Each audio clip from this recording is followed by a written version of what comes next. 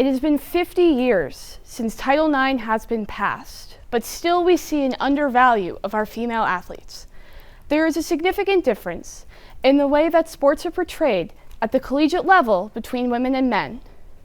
BestColleges.com expressed last year in the NCAA women's softball tournament, James Madison beat Oklahoma State University in a huge upset game 1 of the series. This game got plenty of coverage on ESPN, and they even got post-game interviews. But these women didn't have anywhere to shower after their games. They didn't get a free meal after their games, and they didn't get an extra day of rest. But do you know who did get all of these perks? The men's baseball teams. BestColleges.com also said that the cost of hotels, meals, and transportation would all increase if the women's tournament was able to be played over a longer period of time. The longest the women's tournament can go is 7 days, while the men's can go 12. Colleges should be willing to go through many hardships, go through many burdens, go through many challenges to ensure that women and men are treated as equal in sports. We can apply this to the 4-way Rotary test. Is it the truth? Is it the truth that women have a lack of resources and funding? Let's take a look at the 2019 NCAA basketball tournaments. According to the Wall Street Journal, it takes $53.7 million to put on the men's tournament, while the women's tournament is only $17.9 million. These figures are like comparing apples and oranges. Pictures were released of the 2021 weight rooms. We saw the men have elaborate gym equipment, and the women had yoga mats and dumbbells. The NCAA then came out and said that this was due to a lack of space, not money. These female athletes are just as valuable. They put in just as much time and effort as the men, and they don't have the equal resources and funding. The NCAA must do better in their efforts, and that is the truth. Is it fair that women do not receive as much broadcasting on major news outlets? Let's step away from softball and basketball and look at lacrosse and volleyball. During the NCAA women's lacrosse tournament, these women did not have games on ESPN at all. The only way to watch them was through an outside streaming service.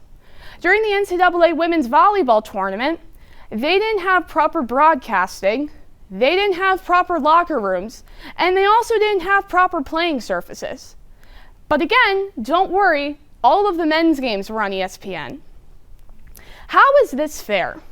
These women are just as valuable, and they want to be recognized for their accomplishments. They want people to come out to their games and watch them perform. ESPN and the NCAA must do better to promote women's sporting events. Will it build goodwill and better friendships when people realize that women do not earn as much scholarship money as the men? Now, I know there is no way to completely fix this issue, but there are ways to improve upon it. Forbes.com says if a college is 55% female, then 55% of its athletic money must go to females as well. Colleges must follow this rule according to Title IX. Both genders must receive an equal opportunity to receive this money as well.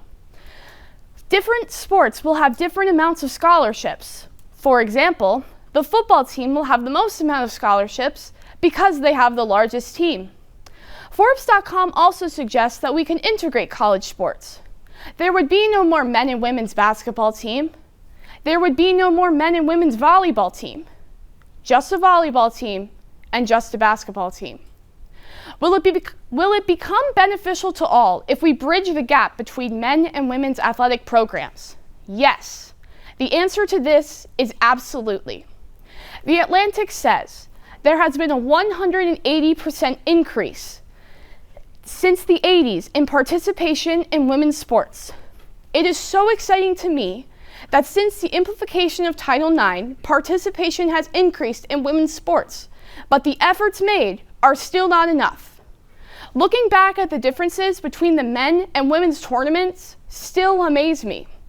These women should be allowed to feel important, feel valued, feel that they should be able to compete just as men can.